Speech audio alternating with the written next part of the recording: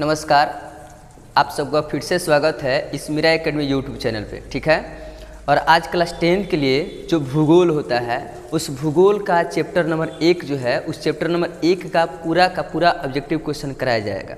तो आप इस वीडियो को बिना स्किप करते हुए शुरू से अंत तक देखिएगा। पेज पे नया है तो पेज को फॉलो कीजिएगा और यूट्यूब चैनल पे नया है तो आप यूट्यूब चैनल को जो है सब्सक्राइब कर लीजिएगा। ठीक है, और ज़्यादा से ज़्यादा शेयर कीजिएगा। ठीक है, और हम बिना किसी देरी के हम वीडियो को लेकर के चल रहे हैं, तो आप ध्यान दीजिएगा। पहला क्वेश्चन क्या बोल रहा है? पहला क्वेश्चन कह रहा है कि सोपानी कृषि किस राज्य में प्रचलित है। ठीक है, सोपानी कृषि किस राज्य में प्रचलित है? तो ये जो प्रचलित है उत्तराखंड राज्य में प्रचलित है। ऑप्शन नंबर इसका बी क्या होगा? सही आंसर होगा। सोपानी कृषि किस राज्य में प्रचलित है? तो सोपानी कृषि जो है उत्तराखंड राज्य में प्रचलित है। ऑप्शन नंबर बी सही आंसर होगा। ठीक है ना, अगले क्वेश्चन की तरफ हम चलते हैं। खूब आराम से सारे क्वेश्चन को हम लोग देखेंगे, खूब प्यार से सारे क्वेश्चन को देखेंगे। ठीक है ना, अगले क्वेश्चन नंबर दूसरे पे हम चलेंगे। क्वेश्चन नंबर दूसरा देखिए क्या कह रहा है? कह रहा है कि सीमेंट उद्योग का सबसे प्रमुख कच्चा माल क्या है। ठीक है ना, सीमेंट उद्योग का सबसे प्रमुख कच्चा माल क्या है? तो वो जो होता है चूना पत्थर होता है। क्या होता है? चूना पत्थर। इसका ऑप्शन नंबर ए क्या होगा? सही आंसर होगा। और अभी प्रेजेंट टाइम में जो सीमेंट होता है इसका इस्तेमाल सबसे अधिक हो रहा है, तो इसके लिए कच्चा माल के रूप में जो इस्तेमाल किया जाता है, जो उपयोग किया जाता है वो किया जाता है चूना पत्थर। ठीक है, तो ऑप्शन नंबर ए इसका क्या होगा? सही आंसर होगा। ठीक है, अगले क्वेश्चन की तरफ हम चलते हैं और वीडियो को जो है बिना स्किप करते हुए आप शुरू से अंत तक जरूर जो है देखिएगा। ठीक है ना, शुरू से अंत तक। करे कि कौन भारत का सबसे बड़ा लौह उत्पादक राज्य है? ठीक है, कौन भारत का सबसे बड़ा लौह उत्पादक राज्य है? तो वो जो होता है कर्नाटक। क्या हो जाएगा? कर्नाटक होता है। यानी कि कर्नाटक में सबसे अधिक लोहा का उत्पादन किया जाता है। ठीक है ना, कर्नाटक राज्य में, जो कि भारत के अंतर्गत ही आता है। अगला क्वेश्चन, चौथे नंबर क्वेश्चन की तरफ में हम चलेंगे। ठीक है, क्वेश्चन नंबर चौथा।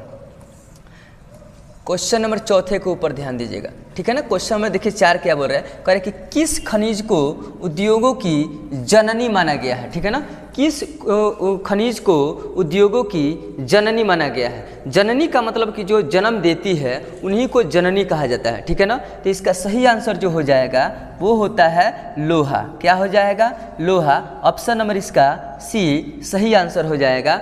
जो लोहा होता है उस लोहा को जो है उद्योगों की जननी माना जाता है। ठीक है ना, इसका ऑप्शन नंबर सी क्या होगा? सही आंसर हो जाएगा। अगले क्वेश्चन की तरफ में हम ध्यान देते हैं। क्वेश्चन नंबर 5वें की तरफ में हम ध्यान देते हैं। क्वेश्चन नंबर 5 क्या बोल रहा है? ठीक है, क्वेश्चन नंबर 5 की तरफ में आप ध्यान दीजिएगा बहुत अच्छे तरीके से। करें कि इनमें कौन अधात्विक खनिज का उदाहरण है? इनमें कौन अधात्विक खनिज का उदाहरण है? अधात्विक का मतलब ये होता है जिनमें धातु का मात्रा नहीं पाया जाता है, उन्हें अधात्विक कहा जाता है। ठीक है, तो वो जो हो जाएगा अभड़क हो जाएगा। क्या होगा? अभड़क होगा। ऑप्शन नंबर सी इसका क्या होगा? सही आंसर होगा। यानी कि जो अधात्विक खनिज का अच्छा उदाहरण होता है वो अभड़क होता है, जिसका ऑप्शन नंबर सी क्या होगा? सही आंसर हो जाएगा। आप देख सकते हैं यहाँ पर। ठीक है ना, अगले क्वेश्चन में हम चलते हैं। क्वेश्चन नंबर 6 जो है उसके तरफ में हम रुख करते हैं। ठीक है ना, क्वेश्चन नंबर 6 देखिए क्या बोल रहा है। ठीक है, क्वेश्चन नंबर 6 कह कि भारत में लगभग कितने प्रकार के खनिज पाए गए हैं? क्वेश्चन कह रहा है कि भारत में लगभग कितने प्रकार के खनिज पाए गए हैं। ठीक है ना, अब तक जो पाया गया है तो उनकी कुल संख्या जो है वो 100 है। ठीक है ना, अब तक भारत में जो है खनिजों की जो संख्या पाई गई है वो टोटल संख्या कितना है? 100 यानी 100 है। ठीक है ना, तो इसका ऑप्शन नंबर बी क्या होगा? सही आंसर हो जाएगा। ठीक है, अगले क्वेश्चन की तरफ में हम चलते हैं। 7वां नंबर क्वेश्चन। क्वेश्चन नंबर 7 देखिए क्या बोल रहा है? कह रहे कि चरक का संबंध है किस देश से था? चरक का जो संबंध है वो किस देश से था? तो जो चरक का संबंध है वो होता है सीधे भारत से। ठीक है ना, किस देश से था बाबू? भारत से था। हमारे रसगुल्ले, ये चरक का संबंध किस देश से था? भारत से था। और एक चीज़ आप याद रखिएगा, जिनका भी अब की बार एग्जाम है उन लोगों के लिए ये सबसे ज़रूरी चीज़ें हम आपको बता रहे हैं। पढ़ाई थोड़ा कम या ज़्यादा वो चलता हुआ रहेगा, लेकिन रिवीजन हमेशा होनी चाहिए, रिवीजन ज़्यादा होनी चाहिए, तब जाकर के कहीं ना कहीं आपका एग्जाम खूब अच्छे तरीके से निकल सकता है, ठीक है ना। तो चरक का संबंध किस देश से था, तो वो भारत से था, ठीक है। अगले क्वेश्चन पे चलते हैं। अगला क्वेश्चन, अगला 8वां नंबर देखिए क्वेश्चन क्या बोल रहा है। क्वेश्चन नंबर 8वां क्या बोल रहा है, ठीक है। क्वेश्चन नंबर 8वां देखिए क्या बोल रहा है। कह रहा है कि भारत का प्रथम तेल शोधक कारखाना कहाँ स्थित है। भारत का प्रथम तेल शोधक कारखाना कहाँ स्थित है, यानी कि जो तेल जो ज़मीन के नीचे से निकाले जाते हैं वो जो है कच्चा तेल होता है, जो कि हम लोग के लिए सबसे खतरनाक साबित होता है। तो उनको जो है फिर से जो है प्यूरीफायर करके जो हम लोग के उपयोग के लिए बनाया जाता है, तो उनके लिए पहली कारखाना कहाँ लगाया गया था, तो वो जो लगाया गया था डिगबोई में लगाया गया था। कहाँ पे लगाया गया था, डिगबोई में। भारत का प्रथम तेल शोधक कारखाना कहाँ स्थित है, तो वो जो है डिगबोई में। ऑप्शन नंबर सी क्या होगा, सही आंसर हो जाएगा। ऑप्शन नंबर सी सही आंसर हो जाएगा, ठीक है ना।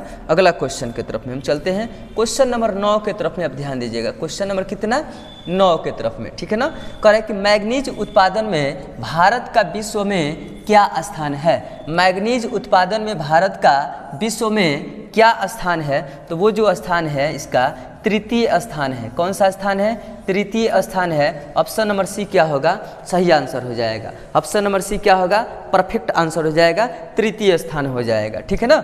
अगले क्वेश्चन की तरफ में हम ध्यान देते हैं। क्वेश्चन नंबर 10 देखिए क्या बोल रहा है बाबू। क्वेश्चन नंबर कितना, 10।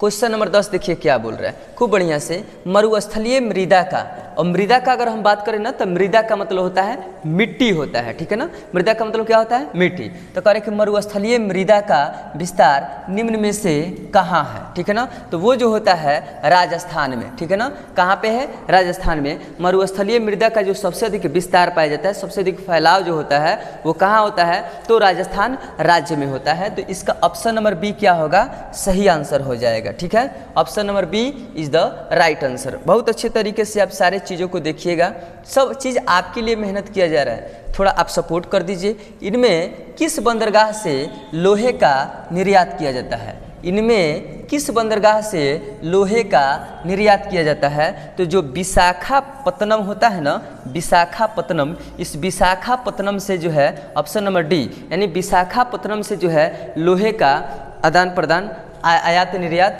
जो होता है। तो यहाँ पर केवल निर्यात बोला है ना, तो विशाखापत्तनम से जो है लोहे का निर्यात किया जाता है, ठीक है ना। ऑप्शन नंबर इसका डी सही आंसर हो जाएगा, विशाखापत्तनम। चलिए अगला क्वेश्चन जो बोल रहा है कि काली मृदा का दूसरा नाम क्या है, और ये क्वेश्चन एग्जाम में बार बार रिपीट किए जाते हैं, बार बार रिपीट किए जाते हैं। तो कह रहे कि काली मृदा का दूसरा नाम क्या है, तो इसका दूसरा नाम हो जाएगा रेगुर मृदा हो जाएगा। क्या हो जाएगा, रेगुर मृदा हो जाएगा। काली मृदा का दूसरा नाम क्या है, तो काली मृदा का दूसरा नाम जो हो जाएगा रेगुर मृदा हो जाएगा। इसका ऑप्शन नंबर बी सही आंसर हो जाएगा, ठीक है।